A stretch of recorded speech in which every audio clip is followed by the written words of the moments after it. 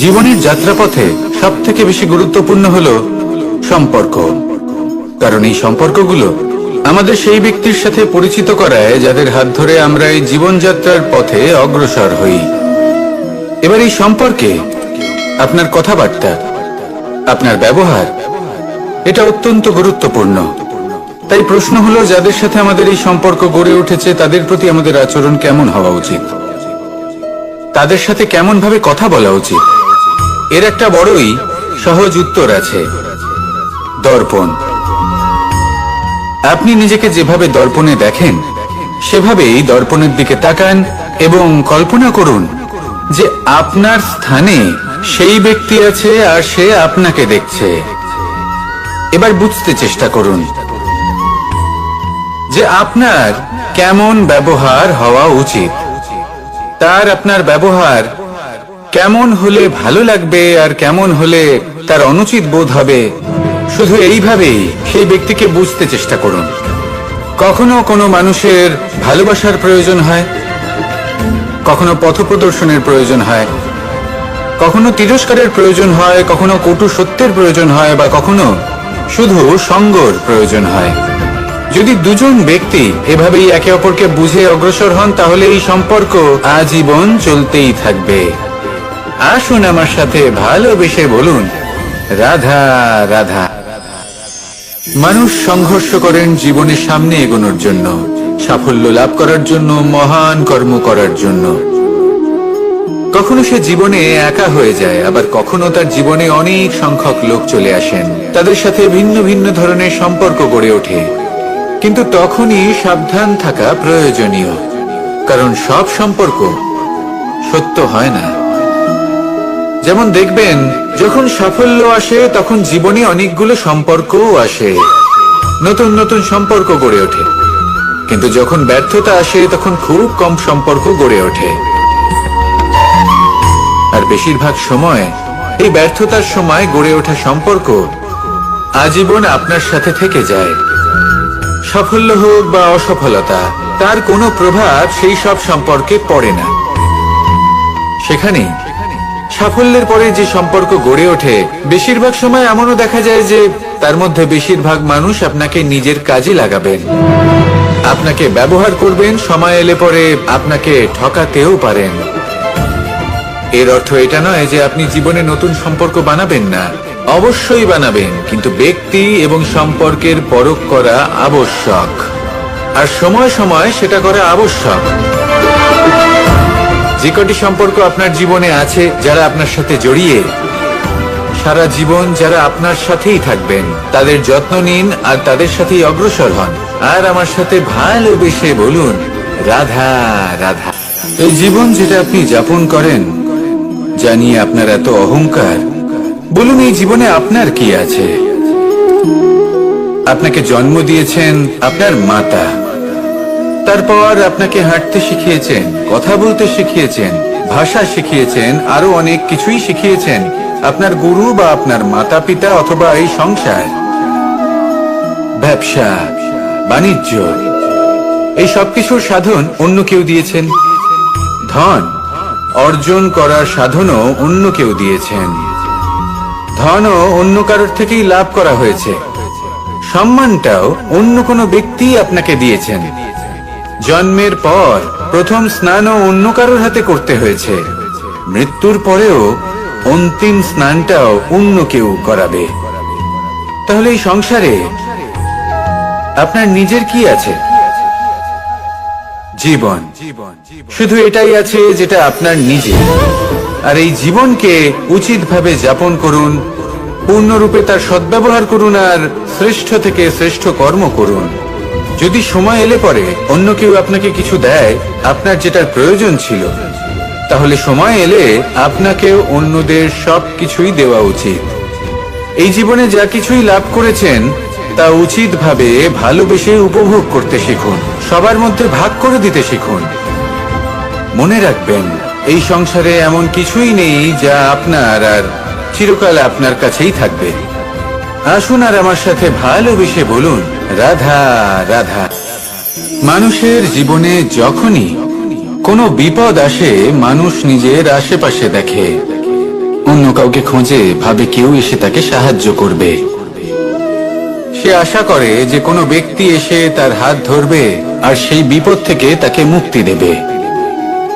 কিন্তু প্রকৃতি আমাদের এই শিক্ষা দেয় না। কখনো কোনো পাখিকে দেখবেন, একটা পাখি যখনই কোনো ঝড় আসে কি করে? একটা ঝড় এসে তার বাসা ভেঙে দিয়ে যায়, তার বাসা নষ্ট করে দিয়ে যায়। সেই পাখি কিন্তু অপেক্ষা করে না যে কে তাকে এসে সাহায্য করবে। সে কখনো আশা করে না যে কেউ এসে তাকে আশ্রয় দেবে। সে নিজেই কর্ম করে, একটা একটা করে খড়কুটো সে আবার জড়ো করে আর নিজের বাসা পুনর্নির্মাণ করে। প্রকৃতি আমাদের এটাই শেখায় যে আমরা নিজেরাই প্রত্যেকটা সমস্যার সম্মুখীন হতে পারি। কারণ ঝড় অর্থাৎ সংকট আমাদের সবার জীবনেই আসবে, তার সম্মুখীন হতে হবে আমাদের, আর সেটাও নিজেদের শক্তি দ্বারাই। তার সম্মুখীন হওয়ার সময় নিজেদের সংযত করে রাখতে হবে, আর তার জন্য নিজের উপর বিশ্বাস রাখা আবশ্যক। আর এই কথাটা বোঝাও আবশ্যক যে যত বড়ই সংকট আসুক না কেন, তার সাথে লড়াই করার মতো যে শক্তি প্রয়োজন, সেই শক্তি আমাদের মনেই নিহিত। শুধু সেই শক্তি খুঁজে নিন আর সেই বিপদের সম্মুখীন হন। এই সংসারের কোনো বিপদ আপনাকে বাধা দিতে পারবে না। আসুন আমার সাথে ভালোবেসে বলুন, রাধা রাধা। আমরা সবাই জীবনের সামনে এগোতে চাই আর সামনে এগোতেও থাকি। আর যখনই কোনো ব্যক্তি জীবনের সামনে এগোতে থাকে তখন তার পথে নিশ্চিত রূপে বাধা আসে। তখন মানুষ ঈশ্বরের কাছে প্রার্থনা করে যে হে ঈশ্বর, আমার জীবনে যেন কোনো বাধা না আসে, আর যত বাধা আছে তার হাত থেকে আমাকে রক্ষা করে নিও। পূর্ণরূপে একটি নিরাপদ জীবনের কামনা করে। কিন্তু সত্যি কথা বলতে এই বাধাগুলো কিন্তু কিছু মাত্রায় আমাদের কাছে আবশ্যক। যদি এই বাধা না থাকে তাহলে আমরা সামনে এগোতে পারবো না। একটা উদাহরণ দিই, যখন আমরা হাঁটি তখন এই মাটির একটা আকর্ষণ বল থাকে যেটা আমাদের নিচের দিকে আকৃষ্ট করতে থাকে। সেই কারণেই সামনে পথ চলা কঠিন হয়ে যায়। কিন্তু এই আকর্ষণ বলের কারণেই আমরা সামনে অগ্রসর হতে পারি, কারণ এই আকর্ষণ বল আমাদের ধরে রেখে দেয়। তার জন্যই আমরা মাটির উপর টিকে থাকতে পারি। যদি আকর্ষণ বল না থাকে তাহলে আমরা ভারসাম্য হারিয়ে ফেলবো, আর ভারসাম্য হারালে এগিয়ে চলা অসম্ভব হয়ে যাবে। সেই জন্য কখনো জীবনে পূর্ণরূপে নিরাপদ জীবনের কামনা করবেন না। এই যে বাধাগুলো আসে তা কোনো না কোনো কারণে আসে। এটা কেন আসছে সেটা বুঝুন, এদের স্বাগত জানান। এর থেকে যে শিক্ষা লাভ করবেন সেটাই আপনাকে এগিয়ে নিয়ে যাবে। আসুন আর আমার সাথে ভালোবেসে বলুন, রাধা রাধা। মানুষ নিজের জীবনে সবকিছুকে এসে ভেঙে দেবে, তার অন্তর্মনকে ভেঙে দেবে, তার আত্মাকে ভেঙে দেবে। কিন্তু সত্যি কথা বলতে কিছু ভাঙলেও তাতে ভয় পাওয়ার কোনো প্রয়োজন নেই। ভাঙার পরেই কিন্তু নতুন নির্মাণ হয়। এটাই তো প্রকৃতি আমাদের শেখায়। এই দেখুন না, যখন এই মেঘ বিভাজিত হয়, ভেঙে পড়ে, তবেই তো বর্ষা আসে, আর বর্ষার পরেই এই মাটির সিঞ্চন হয়। একটি বীজ সেটা ভাঙার পরে তবেই সেখান থেকে সে অঙ্কুরিত হয়। তাই ভেঙে পড়ার কথা শুনে ভেঙে পড়বেন না। তারপর যে সব নির্মাণ হতে চলেছে তার উপর মনোনিবেশ করুন।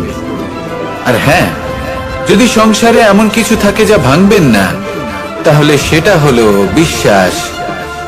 জীবনে কখনো কারোর বিশ্বাস ভঙ্গ করবেন না। যখন ব্যক্তির বিশ্বাস ভঙ্গ হয় তখন তার আত্মা আহত হয়। আসুন আমার সাথে ভালোবেসে বলুন, রাধা রাধা। মানুষ যখনই কোনো কাজ করেন তখন ওনার মনে একটা প্রশ্ন অবশ্যই আসে যে এই কাজের পরে লোকে নিন্দা করবে নাকি প্রশংসা করবে। এই বিষয়ে ভাবতে ভাবতে ওনারা এটা বুঝতে ভুলে যান যে নিন্দা এবং প্রশংসার বিষয়ে ভেবে ওনারা নিজেদের একাগ্রতা এবং সমর্পণ দুটোই হারিয়ে ফেলেন। নিন্দা হবে ভেবে ভয় পাওয়ার কি প্রয়োজন? নিন্দাতে অনুচিত কি আছে? উচিত দৃষ্টিভঙ্গি দিয়ে ভেবে দেখুন। নিন্দা এবং প্রশংসা এই দুটোই হলো অনিবার্য। নিন্দা যখনই হয় তখন যে যাই বলুক না কেন, আপনি একটা সুযোগ লাভ করেন, একটা সুযোগ নিজের ভুল বুঝতে পারার, সেটা শুধরে নিতে পারেন, নিজের পথ বদলে নিতে পারেন আর সাফল্যের পথে অগ্রসর হতে পারেন। একটা শিক্ষা পাওয়া যায় এই নিন্দা দ্বারা। আর যখন প্রশংসা লাভ হয় তখন আমাদের মন আনন্দে ভরে ওঠে। এই দুটোই অত্যন্ত প্রয়োজনীয়। সেই জন্য নিন্দা এবং প্রশংসার এই খেলায় জীবনের অঙ্কটা বদলে ফেলবেন না, সেটা অনুচিত হবে। কারণ জীবন না শুধু নিন্দার বিষয় আর না শুধু প্রশংসার, জীবন হলো আত্মিক সুখের বিষয়। যখন আপনি কোনো শ্রেষ্ঠ কাজ করেন, আপনার মন আপনাকে বলে দেবে যে আজ আপনি কোনো শুভ কাজ করেছেন। সেটাই হলো আত্মিক সুখ, এটাই হলো জীবন। তাই নিন্দার মাধ্যমে যে দুঃখ জীবনে আসে বা ফেলে আসা অতীতের জন্য আপনার জীবনে যে দুঃখ আসে, সেগুলো ভাবা বন্ধ করে দিন আর কর্ম করুন এই বর্তমানের জন্য, আগামী ভবিষ্যতের জন্য। আসুন আমার সাথে ভালোবেসে বলুন রাধা। তাহলে মহাভারতের সেই যুদ্ধে জয়লাভ করে সমস্ত ভূমণ্ডলের স্বামী কি করে হয়ে উঠতেন? অর্থাৎ হতে পারে সিংহ বনের রাজা, কিন্তু শিকার নিজে পায়ে হেঁটে তার কাছে আসে না। সেই ভোজন লাভ করার জন্য সিংহকে কর্ম করতেই হয়। তাহলে আপনার ভাগ্যে যেটা আছে সেটা আসবে, কিন্তু কর্মের জোরে আসবে। তাই কর্ম করতে থাকুন আর আমার সাথে ভালোবেসে বলুন রাধা। আমি কোনো অনুচিত কিছু করেছি, আর এই যে ভ্রম, সেটা আস্তে আস্তে আপনার মনকে ব্যাকুল করে তুলবে। আর এই ব্যাকুল মন আস্তে আস্তে আপনার যুক্তি তর্কের ক্ষমতাকে নাশ করে দেবে। তর্ক বিতর্কের শক্তি অর্থাৎ বিবেক। আর যখন আপনি নিজের বিবেক হারাবেন, তখন এমন মনে হবে যেন আপনি নিজের জীবন নষ্ট করেছেন। এর অর্থ এটা নয় যে জীবনে কামনা করবেন না, ইচ্ছে পোষণ করবেন না। অবশ্যই ইচ্ছে পোষণ করুন আর যা কিছু লাভ করতে চান তা অর্জন করুন, কিন্তু তার প্রতি মনে লোভ জন্মাতে দেবেন না, সেটা অনুচিত ব্যাপার। একবার যদি লোভ জাগ্রত হয়, তাহলে সেটা আপনাকে আপনার পতনের দিকে নিয়ে যাবে। তাহলে লোভকে নিজের থেকে দূরে রাখুন, ক্রোধও আপনার থেকে দূরে থাকবে। আসুন আমার সাথে ভালোবেসে বলুন রাধা রাধা। বাট এরকমটা কেন হয়, এর পেছনে কারণটা কি? কারণ হলো এটাই যে জীবনে বাঁচার যে বিধি আপনি নির্বাচন করেছেন তা কিছুটা অনুচিত।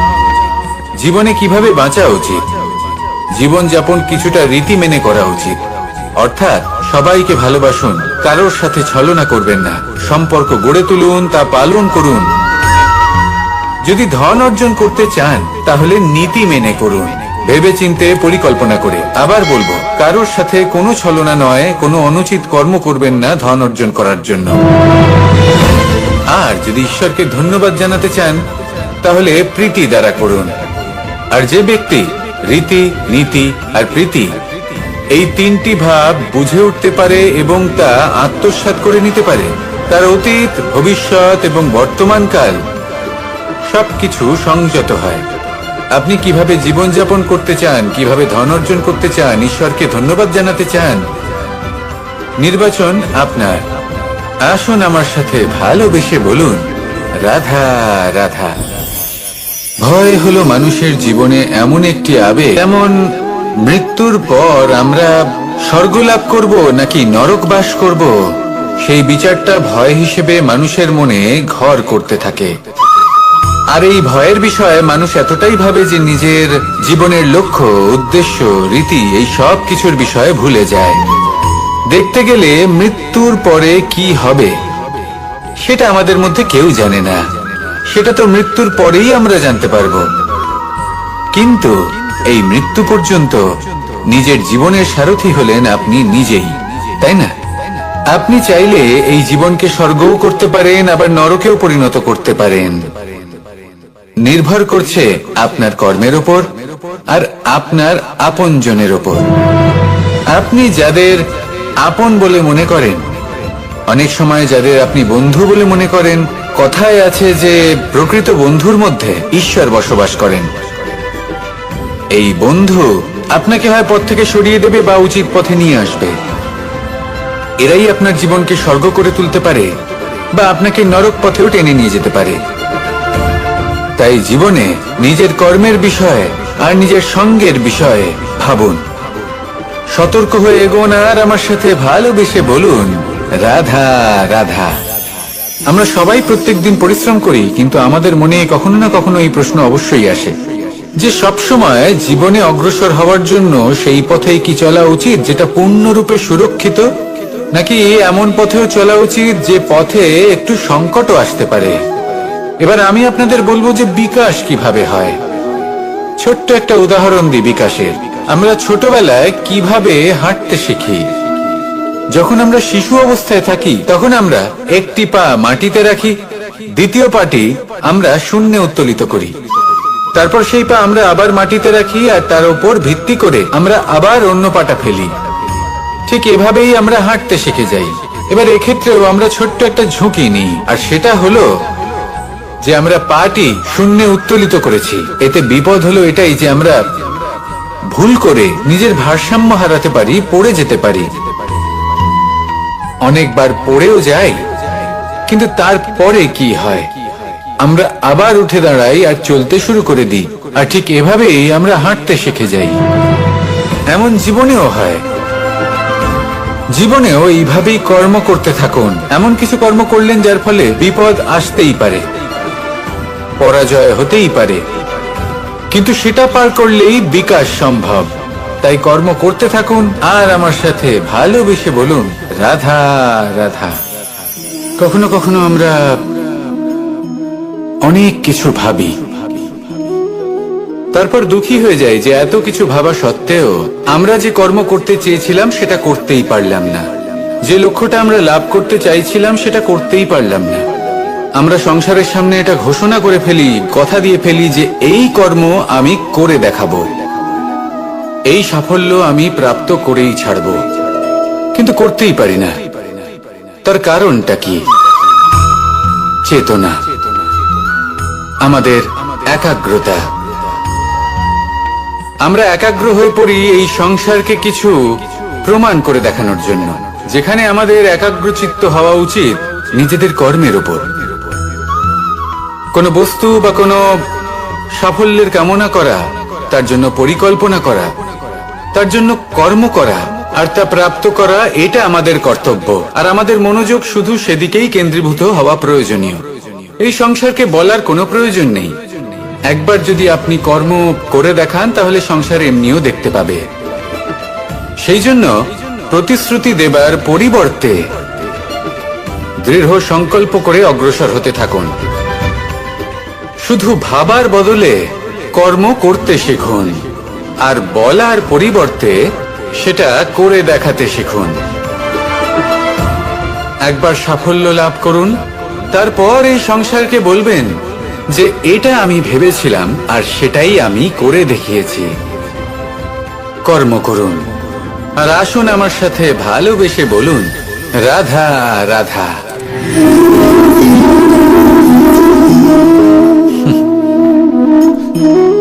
এই স্মৃতিগুলি কি অসম্ভব মূল্যবান, তাই না? শুধু তাদের প্রয়োজন হলো একটি মাধ্যম। যেমন মাখনে ভরা এই মাটির হাঁড়ি দেখে আমার বৃন্দাবনের কথা মনে পড়ে গেল।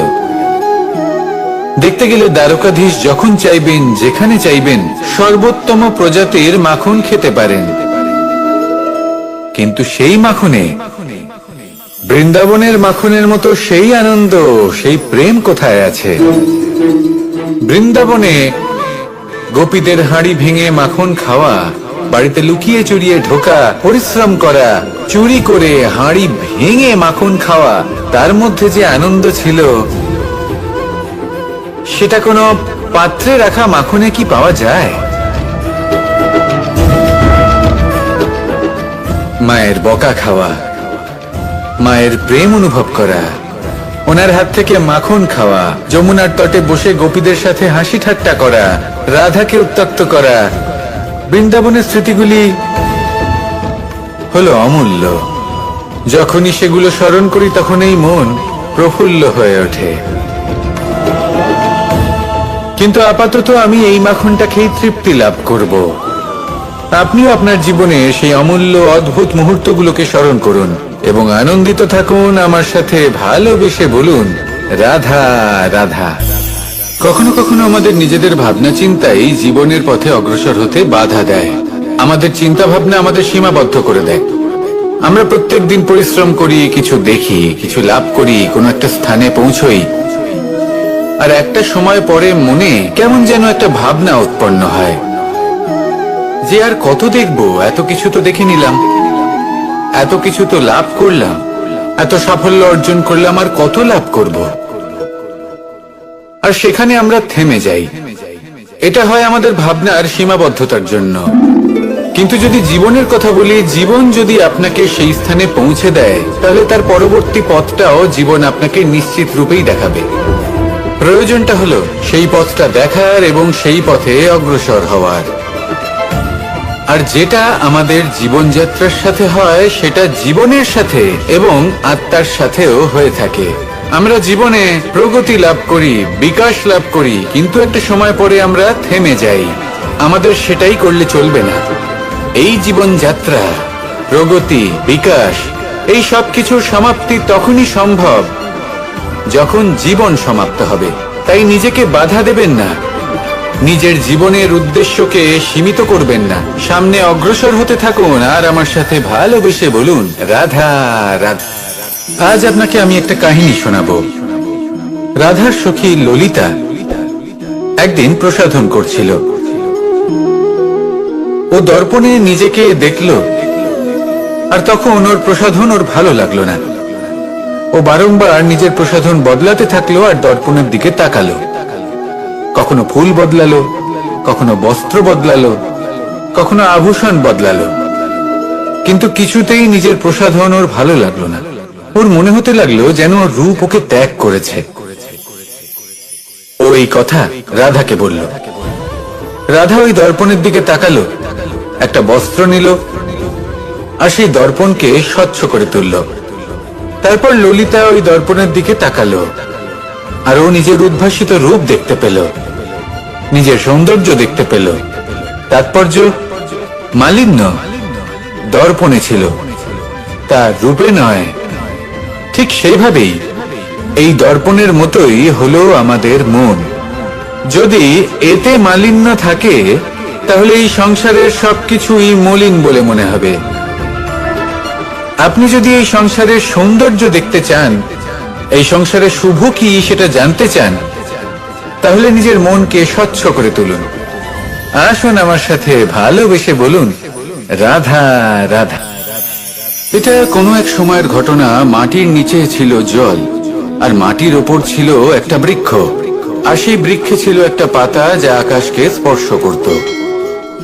যখনই কোনো ব্যক্তি আসতেন, সেই পাতাকে দেখে তার প্রশংসা করতেন। তাই বলে, আকাশে সোনার মেঘ কত ছবি আঁকে, আপনার নাম কবু লিখে নাহি রাখে। অর্থাৎ প্রতিনিধি ওই বৃক্ষের পাতাকেই মনে করা হতো, সব প্রশংসা ওই পাতাকেই করা হতো। যেখানে চোখের আড়ালে থাকা সেই জল মাটির নিচে থেকে নিঃস্বার্থভাবে নিজের কাজ করে যেত, সেই বৃক্ষকে শক্তি প্রদান করত। কয়েকদিন পরে সেই পাতার অহংকার হতে শুরু করলো। সে ভাবতে শুরু করলো যে আমি হলাম এই জলের অস্তিত্ব, আমি আছি সেই কারণেই এই জলের কথা স্মরণ করা হয়। আর কিছুদিন পরে সেই বৃক্ষ সেই জল শোষণ করা বন্ধ করে দিল, এবং সর্বপ্রথম মৃত্যু হলো সেই পাতার। সেই পাতা যা আকাশকে স্পর্শ করছিল, তা ঝরে মাটিতে পড়ে গেল। আর প্রত্যেক ব্যক্তি তার ওপর দিয়ে হেঁটে চলে যেত, তাকে দেখে আর কেউ প্রশংসা করত না। সেই জন্য জীবনে কখনো অহংকার করবেন না। বিশেষ করে তাদের কখনো অহংকার প্রদর্শন করবেন না যাদের কারণে আপনি সাফল্য লাভ করেছেন, যারা আপনার জীবনের আধার। চিরকাল তাদের প্রতি কৃতজ্ঞ থাকুন, তাদের সাথে সম্পর্ক বজায় রাখুন, তাদের সাহায্য করুন। আর আমার সাথে ভালোবেসে বলুন, রাধা রাধা। পরম শক্তি প্রকৃতি, এ হলো এই সংসারে সব থেকে বেশি শক্তিশালী। এই প্রকৃতির সামনে কারোর কোনো অস্তিত্ব নেই। এই প্রকৃতি আমাদের জীবন যাপনের জন্য অসংখ্য সম্পদ প্রদান করেছেন, আর তার সাথে এই বিষয়টার দিকেও বিশেষ যত্নবান হয়েছেন যে আমরা যেন এর মোহজালে ফেঁসে না যাই। যেমন পেট ভরানোর জন্য চাল ডাল প্রদান করেছেন, তার সাথেই সেই চাল ডালের মধ্যে কীটের উপস্থিতি রেখেছেন, যাতে সেই চাল ডাল সময়ের সাথে সাথে খারাপ হয়ে যায়। উচিত সময় যদি গ্রহণ না করেন তাহলে সমস্ত সবজি নষ্ট হয়ে যাবে। যেমন আমাদের এই মনুষ্য শরীর, তা সে যতই সুন্দর হোক না কেন, মৃত্যুর পরে এই শরীরে পচন ধরে, যাতে এই শরীর থেকে দুর্গন্ধ বেরোয়। এমনটা প্রকৃতি কেন করেছে? যাতে আমরা যত শীঘ্র সম্ভব সেই দেহের অন্ত্যেষ্টিক্রিয়া করতে পারি, তাকে বিদায় জানাতে পারি, আর তাকে পঞ্চমহাভূতে বিলীন হতে দিতে পারি। প্রকৃতি যেটা করছে সেটা অনুচিত নয়। প্রকৃতি এই কারণে এমন করে যাতে আমরা কর্মবন্ধনে আবদ্ধ থাকি, মোহর বন্ধনে নয়। যেমন ধরুন এই শস্য, ধরুন আপনি চেষ্টা করছেন এই শস্য পেতে, এবং আপনার জীবনে সেই শস্য আপনি লাভ করছেন অত্যাধিক মাত্রায়, তাহলে তা ভোগ করুন, আর বাকি শস্যটা সবার মধ্যে ভাগ করে দিন, যাতে অন্যেরও পেট ভরে তাতে। যদি আপনি সাফল্য লাভ করেন, শ্রেষ্ঠ কর্ম করেন, শ্রেষ্ঠ ব্যক্তি হয়ে ওঠেন, তাহলে কখনো অহংকার করবেন না, অহংকারী হয়ে উঠবেন না। সেই সাফল্য, সেই শ্রেষ্ঠত্বর সদ্ব্যবহার করুন অন্য কারোর জীবন প্রকাশময় করার জন্য। তবেই আপনার সেই সাফল্য, আপনার শ্রেষ্ঠত্ব জীবনে আরো ঊর্ধ্বমুখী হবে। সবার শেষে আমরা সবাই পঞ্চমহাভূতে বিলীন হয়ে যেতে চলেছি। উচিতভাবে এই জীবনের সদ্ব্যবহার করুন, কর্মের সাথে জড়িত থাকুন, এই প্রকৃতির পথপ্রদর্শন মানতে থাকুন, আর আমার সাথে ভালোবেসে বলুন, রাধা রাধা। এই ফুল কি সুন্দর হয়, তাই না? মন মোহিত করে দেবার মতো রং, সুগন্ধ, আর এতটাই কোমল হয় যে খুব সহজেই আপনি একে পিষে দিতে পারেন। এই ফুল আপনাকে কিছুই বলবে না, প্রতিবাদও করবে না, আপনাকে আঘাতও করবে না, আপনি কোনো চিৎকার শুনতে পাবেন না। শুধু যাওয়ার সময় আপনার হাতে মধুর একটা সুবাস রেখে যাবে। কিন্তু এই কাজটা আপনি কাঁটার সাথে করতে পারবেন না। কাঁটা আপনাকে অত্যন্ত যন্ত্রণা দেবে, সেটা আপনিও জানেন। এবার এই ফুল আর কাঁটার মধ্যে যে পার্থক্য, সেটাই হলো পার্থক্য সজ্জন এবং দুর্জনদের মধ্যে। কখনো কখনো আমাদের জীবনে এমন কিছু ব্যক্তি আসেন যারা অত্যন্ত কোমল, তাদের আমরা দমন করে বসি, আর বেশিরভাগ সময় তারাই আমাদের সব থেকে বড় শুভাকাঙ্ক্ষী হন। তারা চাইলে বিরোধিতা করতেই পারেন, চাইলে আমাদের উপর প্রহার করতেই পারেন, কিন্তু তা করেন না। আর এই কথাটা আমরা তখন বুঝতে পারি যখন বাস্তবে আমাদের সামনে কোনো শত্রু, কোনো দুর্জন ব্যক্তি, কোনো কাঁটা বাধা হয়ে দাঁড়ায়। তাই জীবনে কোনো ব্যক্তি যদি নীরব থাকে, কোমল হয়, তাকে দমন করবেন না। হতে পারে সেই ব্যক্তি আপনার জীবনের সব থেকে বড় পুঁজি হয়ে ওঠেন। আসুন আমার সাথে ভালোবেসে বলুন, রাধা রাধা। এই সংসারে এক, এই সংখ্যাটি অত্যন্ত শক্তিশালী। আপনি জীবন যাপন করেন একবার, জন্মগ্রহণ হয় একবার, মৃত্যু আপনি একবারই লাভ করেন। এই এক সংখ্যাটি অত্যন্ত গুরুত্বপূর্ণ। যদি আপনি এককে একের বিরুদ্ধে করে দেন, তাহলে সেটা হলো রাজনীতি। মানুষ সেখানে ষড়যন্ত্র করতে শিখে যায়। আর যদি আপনি এককে একের সাথে মিলিত হতে না দেন, তাহলে সেটা কূটনীতি হয়ে দাঁড়ায়, মানুষ সেখানে ছলনা করতে শিখে যায়। এবার যদি আপনি এককে একের সাথে মিলিত করে দুই করে দেন, তাহলে সেটা গণনীতি হয়ে দাঁড়ায়। মানুষ সংগ্রহ করতে শেখে, লাভ করতে শেখে। আর যদি আপনি এক এবং এক মিলিয়ে শূন্য করে দেন, তাহলে তাকে আধ্যাত্ম বলা হয়, যেখানে আমরা নিজেকে ঈশ্বরের কাছে পূর্ণরূপে সমর্পণ করে দিই। আর যদি আপনারা এক আর এক, এই দুইকে মিলিয়েও একই থাকতে পারেন, তাহলে তাকে প্রেম নীতি বলা হয়। যেমন আমি আর রাধা, না আমরা শূন্য আর না আমরা দুজন ভিন্ন, দুজন ভিন্ন হয়েও আমরা অভিন্ন। এর দ্বারা জীবনের অর্থ বুঝতে পারা যায়। তাই এই অর্থ বুঝতে শিখুন। এই মন প্রসন্ন হয়ে বলবে, রাধা রাধা। বনস্পতি ফলনের জন্য আমাদের কিসের প্রয়োজন পড়ে? একটু ধরিত্রীর, একটু পরিশ্রমের, আর একটা বীজের। এবার যদি মানুষের কথা বলি, তাহলে এখানে ধরিত্রী হলো মানুষের এই জীবন, যেখানে মানুষ নিজের ইচ্ছের ফল ফুল ফলন করতে চায়। পরিশ্রম হলো আমাদের কর্ম, আর বীজ হলো আমাদের নির্বাচন। আমাদের বেছে নিতে হবে যে আমরা কি বপন করব, আম নাকি ফণি মনসা। এর মধ্যে আমরা কি পেতে চাই? রসালো ফলের ফলন চাই নাকি কাঁটার ফলন চাই, তা আমাদের উপর নির্ভরশীল। কিন্তু একটা কথা ঠিক, লক্ষ্য যেমনই হোক না কেন, জীবন যেমনই হোক না কেন, যদি আপনি লক্ষ্যের দিকে এগোতে থাকেন, তাহলে কর্মের সাথে খামখেয়ালি আচরণ করতে পারবেন না। যদি আপনি এমন করেন, তাহলে এটা আপনাকে একটা অনুচিত লক্ষ্যে পৌঁছে দেবে, সেটা কিন্তু নিশ্চিত। সবসময় এটা মনে রাখবেন, কর্মের সাথে খামখেয়ালি হবেন, অর্থাৎ কর্মফলও আপনার সাথে খামখেয়ালি হবে। তাহলে নিষ্ঠার সাথে কর্ম করতে থাকুন আর নিজের লক্ষ্যকে প্রাপ্ত করুন। আর আমার সাথে ভালোবেসে বলুন, রাধা রাধা। অগ্নি চতুর্থ তত্ত্ব, সব থেকে বেশি গুরুত্বপূর্ণ, কিন্তু তার থেকেও বেশি ভয়াবহ। কখনো অগ্নিকে নিয়ন্ত্রিত রূপে উনুনে জ্বলতে দেখেছেন? এই অগ্নি আমাদের খাবার বানাতে সাহায্য করে, যা আমাদের শক্তি প্রদান করে।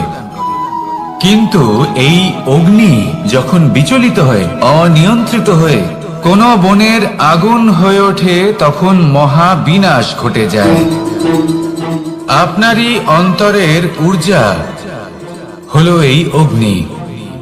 এটা আপনার শক্তিও, আপনার ক্রোধ। একে ব্যবহার কিভাবে করবেন তা আপনারই হাতে। যদি কোনো ব্যক্তি নিজের অন্তরের এই ঊর্জাকে ব্যবহার করেন শক্তির রূপে, তাহলে সে বিকাশ ঘটাতে পারে, নির্মাণ ঘটাতে পারে। কিন্তু যদি কোনো ব্যক্তি তার অন্তরের ঊর্জাকে বিধ্বংসী অস্ত্র বানিয়ে ফেলেন, তাহলে নিশ্চিত রূপে মহা বিনাশ ঘটতে পারে, যাতে বিনাশ তারও অবশ্যই হবে। অনেক বছর পূর্বে এমনই এক আগুনের দ্বারা এই সুন্দর পৃথিবীর নির্মাণ হয়েছিল। আর অনেক বছর পূর্বে এমন এক আগুনেই সমস্ত জীব এবং সংসার বিলুপ্ত হয়ে গেছিল। এবার আপনি আপনার অন্তরের ঊর্জা দ্বারা বিনাশ ঘটাতে চান নাকি নির্মাণ ঘটাতে চান, সেই সিদ্ধান্ত আপনারই। আসুন আমার সাথে ভালোবেসে বলুন, রাধা রাধা। কখনো কখনো এমন হয়, আমরা আমাদের বাড়ির উঠোনে বীজ বপন করি, আর তা বিকশিত হয় একটা সুন্দর বৃক্ষে। তার শাখাগুলি প্রতিবেশীর বাড়ি পর্যন্ত পৌঁছায়। ফলের বর্ষণ প্রতিবেশীর বাড়িতেও হয়ে থাকে। আর আমরা ভাবি গাছ আমরা উৎপন্ন করব আর ফল খাবেন আপনারা। এই কেমন কথা হলো? আপনাকে এই কথা বুঝতে হবে যে এসব হলো ভৌতিক বস্তু, সাংসারিক বস্তু। কখনো নিজের বাড়ির বাগানে ভালোবাসার গাছ বপন করে দেখুন, তার শাখাও প্রতিবেশীর বাড়ি পর্যন্ত পৌঁছবে, ফলের বর্ষণ সেখানেও হবে। কিন্তু সেই ফল চাইতে আপনাকে যেতে হবে না, সেই ফল দ্বিগুণ মাত্রায় আবার আপনার কাছেই ফিরে আসবে। তাই নিজের বাড়িতে আর নিজের মনে ভালোবাসার গাছ উৎপন্ন করুন। এই জীবন প্রসন্ন হয়ে বলবে, রাধা রাধা। অ দিয়ে অন্ত, আ দিয়ে আরম্ভ, এই দুইয়েরই রাশি সমান। যদি আপনি মন দিয়ে দেখেন, তবে দেখবেন এদের সম্পর্ক খুবই নিবিড়। কিভাবে? যখন কোনো কিছু শুরু হয়, এটা নিশ্চিত হয়ে যায় যে তা সমাপ্তও হবে। আরম্ভই যদি না হয়, তার সমাপ্তও হবে না। যা আরম্ভ হয়েছে তার সমাপ্তি হলো অবশ্যম্ভাবী। এটাই হলো প্রকৃতির নিয়ম, একে এড়ানো যায় না। এবার এই কথা আমরা সকলে জানি। এবার মানুষ কি ভাবে যে সমাপ্তির পরে কি হতে পারে? এর উত্তর তাদের কাছে নেই। তাদের উচিত অন্য কোনো বিষয় ভাবা যা বেশি গুরুত্বপূর্ণ। এবার মানুষ এটা জানে না যে মৃত্যুর পরে কি হতে পারে, কিন্তু এই কথা অবশ্যই জানে যে জন্ম থেকে মৃত্যু পর্যন্ত এই সময়, যাকে আমরা জীবন বলে থাকি, এই সময় আমরা কর্ম করতে পারি। এই কথা তো আমরা জানি। তাহলে এমন কি কর্ম করা যেতে পারে যা আমাদের সমাপ্তির পরও আমাদের প্রাসঙ্গিক করে রাখতে পারে, এই বিষয়ে ভাবা উচিত। যে জন্মগ্রহণ করেছে তার মৃত্যু হবেই, এটা সাধারণ বিষয়। কিন্তু ইতিহাস আজও সেই সকল মানুষজনকে স্মরণ করেন যাদের এই সংসার তাদের মৃত্যু নয়, বরং তাদের জীবনকালে যে কর্ম তারা করেছেন তার দ্বারা মনে রাখেন। সেই কর্মের কারণে এই সংসারে তাদের নাম, তাদের কর্ম, তাদের ব্যক্তিত্ব, তাদের কীর্তি অমর হয়ে থাকে এবং থাকবে। আপনার কাছে এতটা সময় নেই যতটা আপনার মনে হচ্ছে আপনার কাছে আছে। সেই জন্য যত শীঘ্র সম্ভব শ্রেষ্ঠ কর্ম করুন, যতটা পারবেন ততটা অধিক সুকর্ম করুন। এই সংসারে নিজেকে অমর করে তুলুন আপনার মৃত্যুর পরেও। আর আমার সাথে ভালোবেসে বলুন, রাধা রাধা। ওমাই কি, আমি কখন থেকে এখানে অপেক্ষা করছি, হাত পেতে দাঁড়িয়ে রয়েছি যাতে একটা ফল আমার হাতে এসে পড়ে এবং সেটা আমি খেতে পারি। কখন থেকে অপেক্ষা করছি, কিন্তু সেটা হচ্ছেই না। এবার আপনি বলবেন যে এসব কি বলছি, এ কি অদ্ভুত কথা বলছি। যদি ফল খেতে হয় তাহলে আমাকে বৃক্ষে চড়তে হবে, ফলের কাছে পৌঁছতে হবে, তবেই তো ফল পাবো। এবারে এটা অত্যন্ত সহজ ব্যাপার, কিন্তু এই বিষয়টা আপনি নিজের জীবনের প্রসঙ্গে ভেবে দেখুন। লক্ষ্য কোথায় আছে আপনি জানেন, সেই লক্ষ্যে পৌঁছানোর পথ কি সেটাও আপনি জানেন, সেই পথে চলার ক্ষমতাও আপনার রয়েছে, কিন্তু তাও আপনি নিজের লক্ষ্য লাভ করতে পারছেন না। কেন? কারণ আপনি অপেক্ষা করছেন যে লক্ষ্য আপনার সামনে চলে আসবে, কিন্তু তা হয় না। লক্ষ্য সে যাই হোক না কেন, ধন হোক, প্রেম হোক, কোনো সম্মান হোক বা মোক্ষ হোক, যদি আপনি তার দিকে অগ্রসর না হন তাহলে ফল প্রাপ্তি অসম্ভব ব্যাপার, তা কোনোদিনই হবে না। সেই জন্য আপনার চোখের সামনে আপনি যদি নিজের লক্ষ্যকে দেখতে পান তাহলে উঠুন এবং সেই দিকে অগ্রসর হতে শুরু করুন। নিজের অন্তরের সকল অশুভ গুণ দূর করুন, অলসতা ত্যাগ করুন, অজ্ঞানতা ত্যাগ করে দিন এবং চলতে থাকুন। অবশ্যই মনোবাঞ্ছিত ফল লাভ করতে পারবেন। মনে রাখবেন, চলতে থাকলে তবেই লক্ষ্য প্রাপ্তি হবে। অপেক্ষার দ্বারা শুধুমাত্র মৃত্যু লাভ হবে। আসুন আমার সাথে ভালোবেসে বলুন, রাধা রাধা। পাখি কখন জন্ম নেয়, কখন উড়তে শেখে, কখন বাসা বানাতে শেখে, কখন নিজের মৃত্যু লাভ করে, এসব আমাদের মধ্যে কেউ জানি না। কিন্তু পাখি একটা কথা খুব ভালো করে জানে, যে এই সংসারে যা কিছুই করুক না কেন, এই সংসারে ওকে নিয়ে কিচ্ছু যায় আসে না। এবার আমরা কি করি? কোনো কাজ করার আগে আমরা এটা ভাবি যে এই সংসার যদি আমাকে দেখে ফেলে তাহলে কে জানে এই সংসার কি ভাববে, আমার প্রতিচ্ছবি কেমন তৈরি হবে কে জানে, কে জানে কি হবে আদি ইত্যাদি। এই সব ভাবনায় আমরা মগ্ন হয়ে যাই। কিছুটা এমন ভাবে মগ্ন হই যে বর্তমানের কর্মের এই জীবনের যাত্রাপথে সেই সময়ের আনন্দ উপভোগ করতে ভুলে যাই। এবার দেখুন একটা পাখি কি করে, ওর কর্ম হলো গান গেয়ে চলা। ওই পাখি গেয়ে চলে, কেউ ওর গান শুনুক বা না শুনুক, কেউ আদৌ শুনছে কিনা সেই বিষয়টা নিয়ে সেই পাখির কিছুই যায় আসে না। সেই পাখি নিজের কর্ম করতে থাকে। হয়তো সেই জন্যই আপনি কখনো কোনো পাখিকে কাঁদতে দেখবেন না। এরকমই আপনাকে নিজেকে গড়ে তুলতে হবে। প্রথমে নিজেকে জিজ্ঞেস করুন, এই যে কর্ম আমি করতে চলেছি সেটা কি উচিত? যদি আপনার মনে হয় সেটা উচিত তাহলে সেটা প্রমাণ করুন। এটা ভাববেন না যে এই সংসার কি ভাববে। আসুন আর আমার সাথে ভালোবেসে বলুন, রাধা। বনের মধ্যে যদি আপনি কোনো বিষাক্ত সাপ দেখেন তাহলে কি করবেন? আপনি তখনই তার থেকে দূরে পালাতে চেষ্টা করবেন। আর এটা কেন করবেন? নিজের রক্ষার্থে। এই কথা আমি নয় মেনে নিলাম, কিন্তু নিজের জীবনে এটা করেন না কেন? আপনি যেখানেই যান, যে স্থানেই যান না কেন, প্রত্যেক সময় প্রত্যেক মুহূর্তে এমন বিষাক্ত সাপ আপনি অবশ্যই খুঁজে পাবেন। আর সেই সাপ নয় যাদের আপনি বনে খুঁজে পাবেন, এরা হলো সেই সাপ যা আপনাকে পাপ করতে বাধ্য করবে। আপনার অন্তরের বাসনা, ক্রোধ, অহংকার, লোভ, ঈর্ষা এদের বৃদ্ধি ঘটাবে। দেখুন, বনের এই সাপ আপনাকে একবার ছেড়ে দিতেও পারে, ছোবল নাও মারতে পারে, কিন্তু এই যে পাপরূপী সাপ আছে তা অবশ্যই ছোবল মারবে। কর্ম যদি করেন তাহলে অবশ্যই ফল পাবেন। সেই জন্য যখনই কোথাও যাবেন, যদি এমন কাউকে দেখেন, যদি এমন কিছু দেখেন যে আপনাকে পাপ করতে বাধ্য করছে, তাহলে সেই মুহূর্তে সেখান থেকে পালিয়ে যান। যেমন বনের সাপ দেখে আপনি পালাতে থাকেন। সৎকর্মের রক্ষা অত্যন্ত আবশ্যক। আসুন আর আমার সাথে ভালোবেসে বলুন, রাধা রাধা। যদি কোনো সিংহ বানরের মতো গাছে চড়তে চেষ্টা করে তাহলে কি হবে? একটা মাছ যদি মাটিতে হাঁটতে চেষ্টা করে তাহলে কি হবে? তারা বিফলই হবে। কিন্তু এরকম কেন হয়? তার কারণ হলো প্রকৃতির রচনা কিছুটা এরকম। এখানে প্রত্যেকটি ব্যক্তিকে, প্রত্যেকটি প্রাণীকে আলাদা আলাদা গুণের অধিকারী করা হয়েছে এবং সকলকে একটা সীমাও প্রদান করা হয়েছে। এবার এই যে বৃক্ষ, পশু, পাখি, এদের মধ্যে সেই ক্ষমতাই নেই যে এরা নিজেদের যাচাই করতে পারবে, নিজেদের সীমাগুলো বুঝতে পারবে, নিজেদের সদ্গুণগুলো চিনতে পারবে। এরা সেটা করতে পারবে না। কিন্তু মানুষ তো আলাদা। মানুষের কাছে সেই বিশেষ শক্তি আছে যে তারা পূর্ণরূপে নিজেদের যাচাই করতে পারবে, নিজেকে পূর্ণরূপে বুঝতে পারবে, নিজের দোষ, নিজের অপগুণ, নিজের সদ্গুণ, নিজেদের সীমাগুলো তারা বুঝতে পারবে। আর এটা অত্যন্ত গুরুত্বপূর্ণ। কথায় আছে যে যদি সাফল্য লাভ করতে হয় তাহলে নিজেকে যাচাই করে নিতে হবে। তাই নিজেকে যাচাই করুন, নিজের সাথে পরিচিত হয়ে যান এবং জীবনে কর্ম করতে থাকুন। সাফল্যের শিখরে অবশ্যই পৌঁছে যাবেন।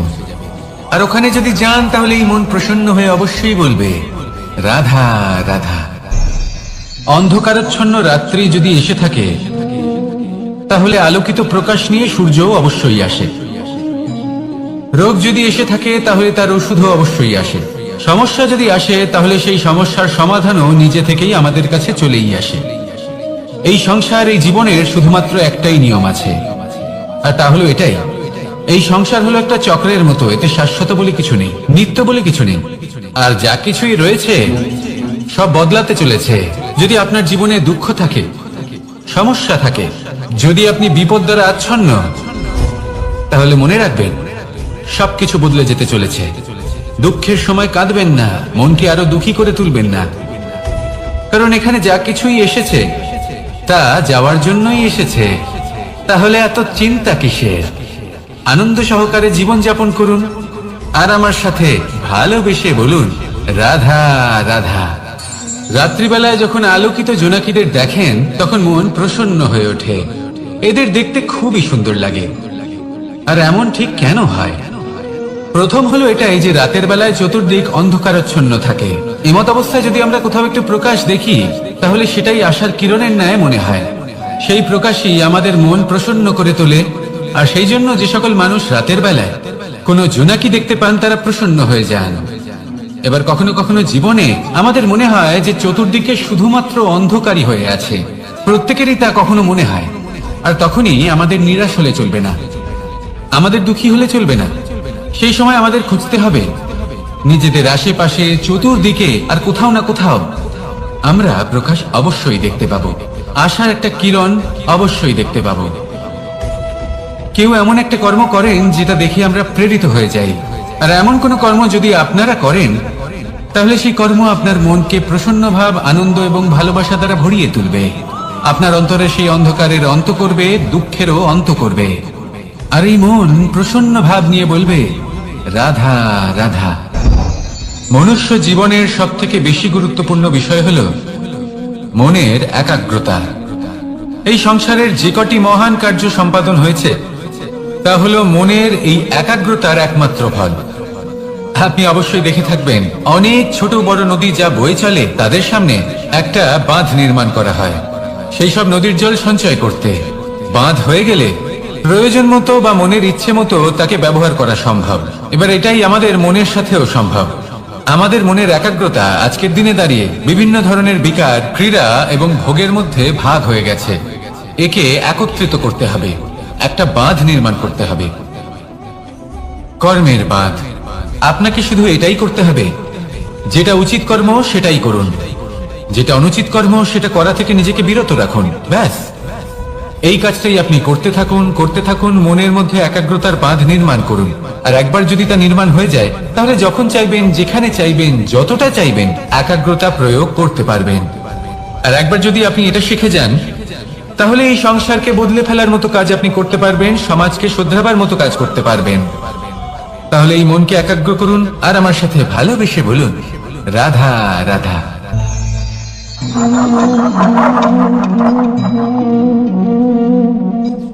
কোন ব্যক্তিকে নিশ্চয়ই দেখেছেন যিনি নিজে কাঠ কাটার এই কাজে নিপুণ এবং অভিজ্ঞ।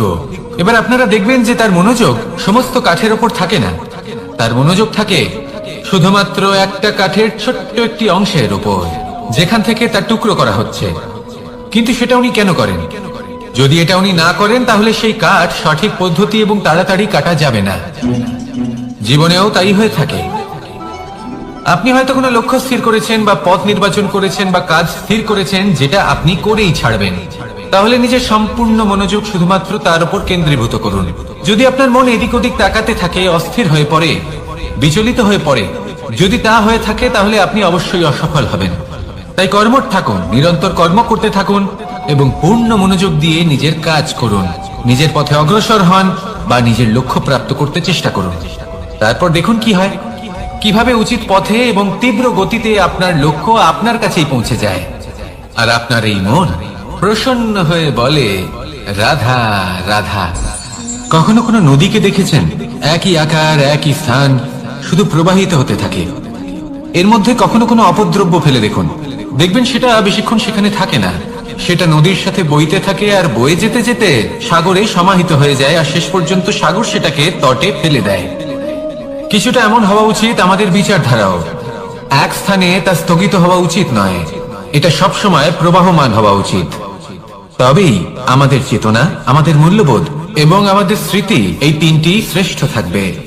আর এটাই হলো পুকুর এবং নদীর মধ্যে পার্থক্য। নদীতে জল সবসময় বয়ে চলে, সেই জন্য পবিত্র থাকে, শুদ্ধ থাকে এবং পরিষ্কার থাকে। আর সেখানে এই পুকুরের তলদেশে সব জমা হতে থাকে, আর সেই জন্য তা অপবিত্র হয়ে যায়। তাই সবসময় এই বিচারধারা প্রবাহমান রাখুন। যদি মনে কোনো ভাবনা চলে আসে, সেখানেই থেকে যায় এবং বিদ্যে থাকে, তাহলে তা বের করে দিন, তাকেও বয়ে যেতে দিন, এবং তার যা উত্তর হবে তা সময়ের সাথে আপনার সামনেই চলে আসবে। শুধুই নদীর মতো প্রবাহমান হন আর আমার সাথে ভালোবেসে বলুন, রাধা রাধা। এই সংসারে সাফল্য লাভ করার জন্য জ্ঞানের প্রয়োজন হয়, পরিশ্রমের প্রয়োজন হয়, দৃঢ় নিষ্ঠার প্রয়োজন হয়, নিরন্তর চেষ্টা করা প্রয়োজনীয়। কিন্তু আরো কিছু আছে যা অত্যন্ত প্রয়োজনীয় এবং গুরুত্বপূর্ণ। তা হলো ভালো বন্ধু।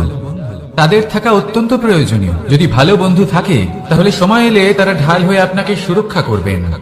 সময় এলে অস্ত্রের মতো শত্রুকে সংহারও করবেন। যদি তিনি জ্ঞানী হন, তাদের মধ্যে সদ্গুণ থাকে, তাহলে এই সব গুণ আপনার মধ্যেও প্রবেশ করবে।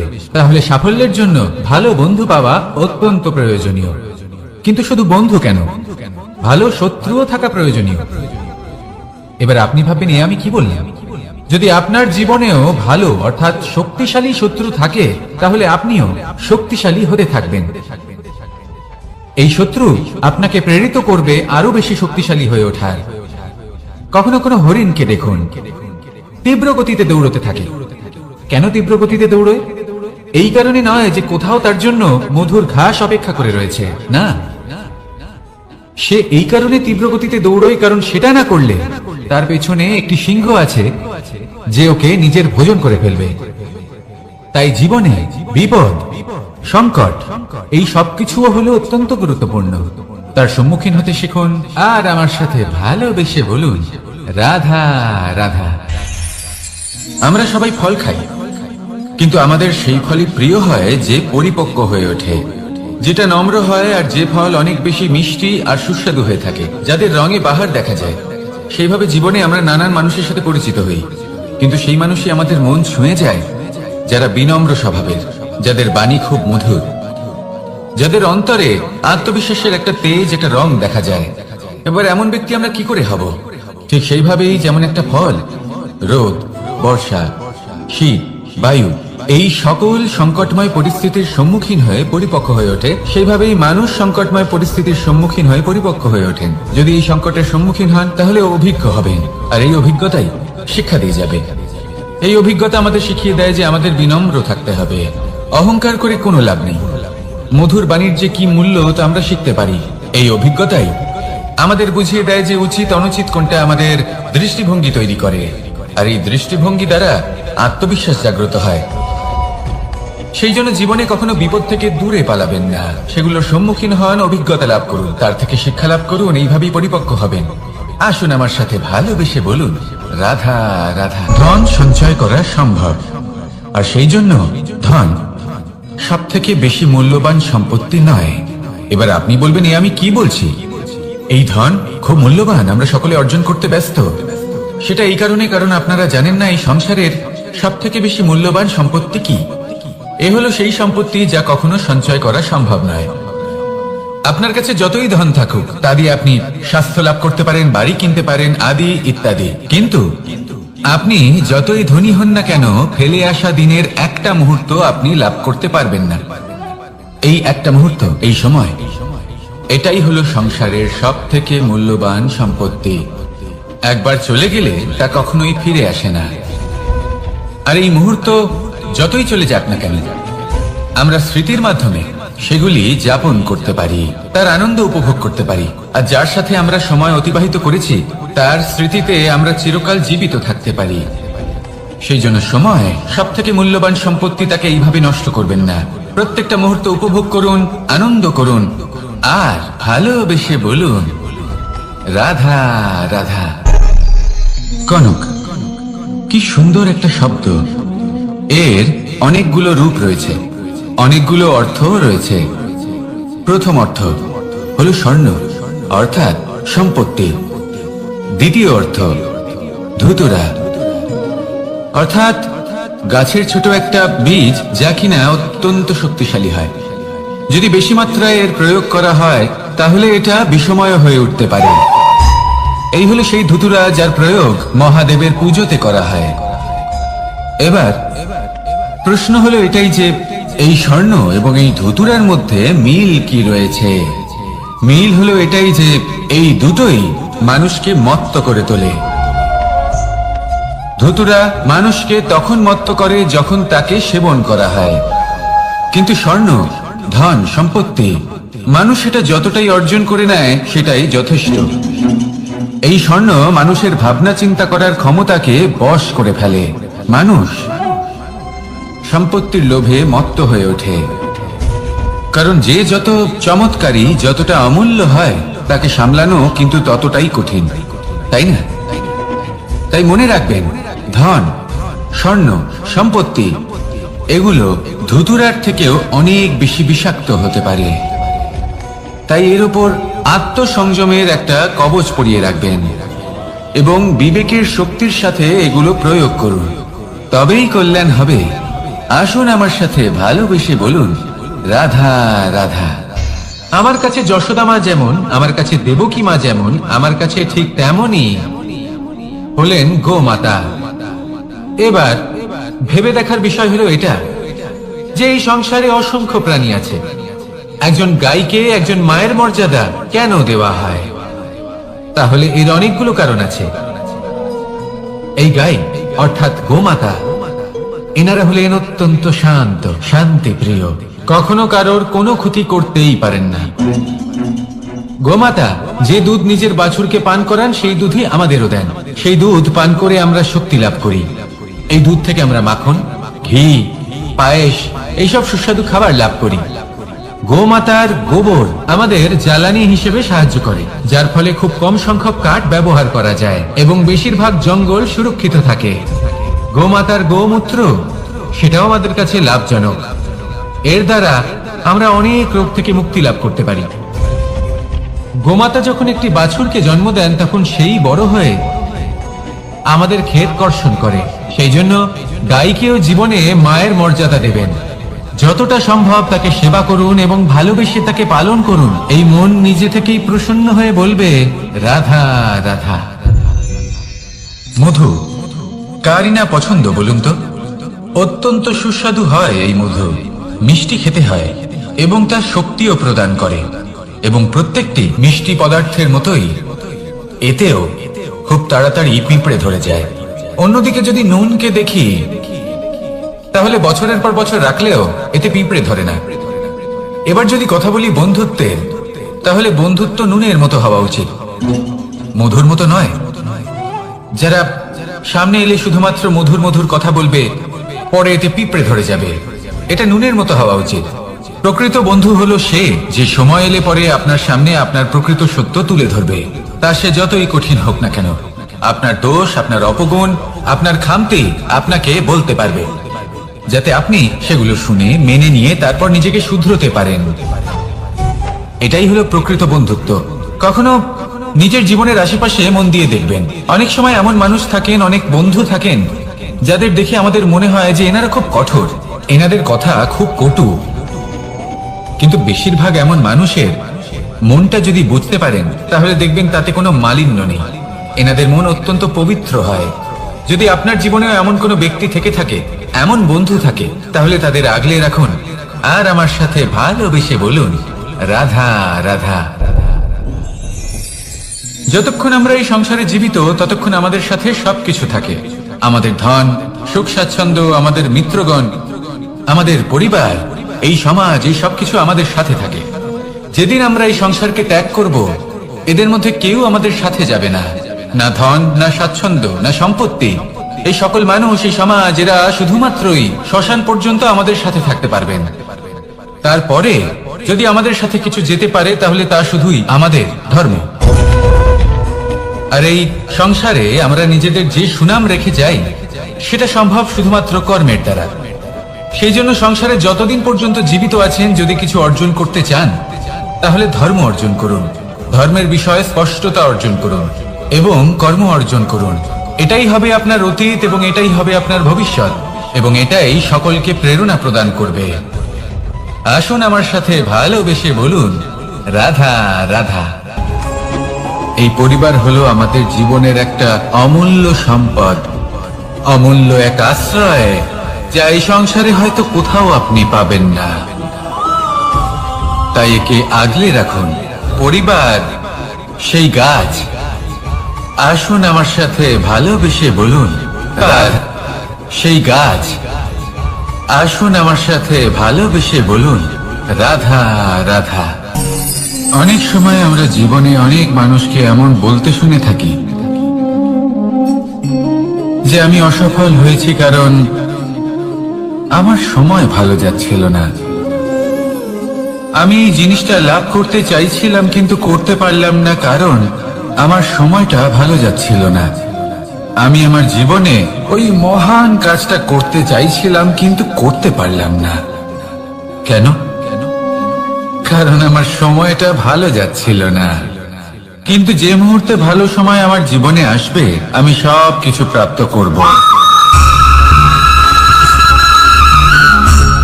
এমন প্রায় প্রত্যেকেই বলেন। আসুন একটা কথা বোঝা যাক।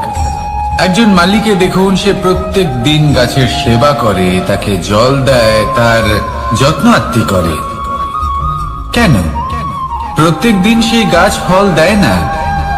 সঠিক সময় এলে তবেই সেই গাছ ফল দেয়, কিন্তু প্রত্যেক দিন মালি তার সেবা করে, তাকে যত্ন করে। শুধুমাত্র তখন করে না যখন সেই গাছ ফল দিতে সক্ষম। আর যদি মালি গাছের যত্ন প্রতিদিন না করে, তাহলে হয়তো সেই গাছ ফল দিতেই পারবে না। এটাই হলো আমাদের জন্য একটা শিক্ষা। যখন সময় আমাদের জন্য অপেক্ষা করে না, তখন আপনি সময়ের জন্য কেন অপেক্ষা করছেন? ভালো সময়ের জন্য অপেক্ষা করবেন না। ভালো এবং শুভ কর্ম দ্বারা ভালো সময়কে নিজের কাছে টেনে আনুন। নিরন্তর কর্ম করুন, পরিশ্রম করতে থাকুন। শুভ সময় আপনা থেকেই আপনার কাছে আসবে। আসুন আমার সাথে ভালোবেসে বলুন, রাধা রাধা। একে বালি বলুন, মাটি বলুন বা ধুলো বলুন, এ দিয়ে কত কিছু করা সম্ভব। এ দিয়ে আপনি নিজের বাসস্থান নির্মাণ করতে পারেন, প্রাচীর করে তুলতে পারেন, অট্টালিকা নির্মাণ করতে পারেন। কিন্তু যদি এই বালিকে আপনি মুষ্টিবদ্ধ করে রাখতে চান, তাহলে তা হাত থেকে ফসকে যাবে। আপনি কখনোই একে মুষ্টিবদ্ধ করতে পারবেন না। এরকমই হয় আমাদের জীবন, আর এরকমই হয় সময়। এই মুষ্টিবদ্ধ করা বালির মতো। সময়কে আমরা বাধা দিতে পারবো না, আটকেও রাখতে পারবো না। এ হলো প্রবাহমান। জন্ম থেকে মৃত্যু পর্যন্ত এই যে সময়, তা খুবই সীমিত। আর এই সময় আমরা যেটাই করি তার দ্বারাই আমাদের মূল্য নির্ধারিত হয়। আর এই সংসার থেকে চলে যাওয়ার পরেও এই সংসার এই সব কর্মের জন্যই আমাদের মনে রাখে। তাই যদি আপনি এটা ভাবেন যে আজ যে কর্ম করার ছিল আমি না হয় কাল করে নেব, কাল আমার লক্ষ্যে পৌঁছানোর কথা ছিল আমি পরশু পৌঁছবো, না, এই সময় খুব মূল্যবান, একে নষ্ট করবেন না। এই সময়কে সদ্ব্যবহার করুন, মহান হবার পথে অগ্রসর হন। একে যদি মুষ্টিবদ্ধ করে রাখার চেষ্টা করেন, এই সময় থেমে থাকবে না। আসুন আমার সাথে ভালোবেসে বলুন, রাধা রাধা।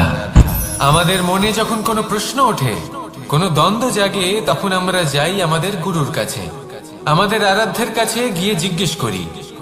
এইভাবেই একদিন আমি পৌঁছলাম আমার আরাধ্যের কাছে, আমার মহাদেবের কাছে, আর ওনাকে প্রশ্ন করলাম যে মহাদেব, জীবনে আনন্দ পাওয়ার, উৎসব পালনের, প্রেম ভাগ করে নেবার, জীবনকে উপভোগ করে নেওয়ার সর্বশ্রেষ্ঠ সময় কোনটা?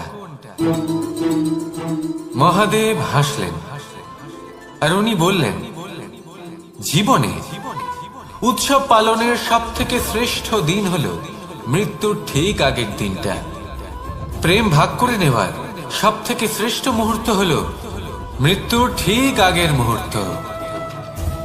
জীবনকে উপভোগ করে নেওয়ার সর্বশ্রেষ্ঠ প্রহর হলো মৃত্যুর এক প্রহর পূর্বে। তখন আমি চমকে গেলাম। আমি বললাম, কিন্তু মহাদেব, মৃত্যু তো অনিশ্চিত, আমরা জানিও না কবে আমাদের মৃত্যু হবে। মহাদেব আবার হাসলেন। উনি বললেন যে যদি আমরা এভাবে জীবন কাটাই যে আমরা জীবনের প্রত্যেক দিন, প্রত্যেক মুহূর্ত, প্রত্যেক প্রহর শেষ বলে মনে করি, তাহলে আমাদের সমস্ত জীবন আনন্দের সাথেই অতিবাহিত হবে। কি বলেন?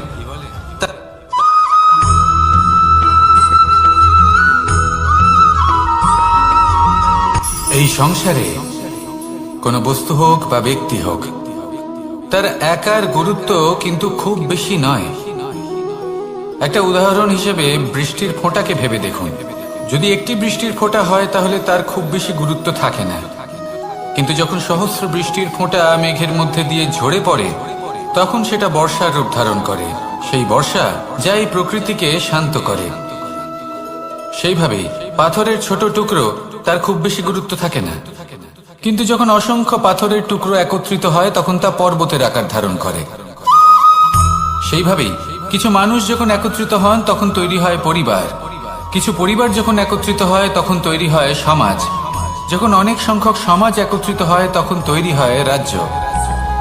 এবার এই রাজ্যের সব থেকে গুরুত্বপূর্ণ ব্যক্তি হতে পারেন রাজা, কিন্তু তাও সেই রাজা একা কিছু করতে পারেন না। যুদ্ধ লড়ার সময় তারও নিজের সৈন্যদলকে প্রয়োজন পড়ে।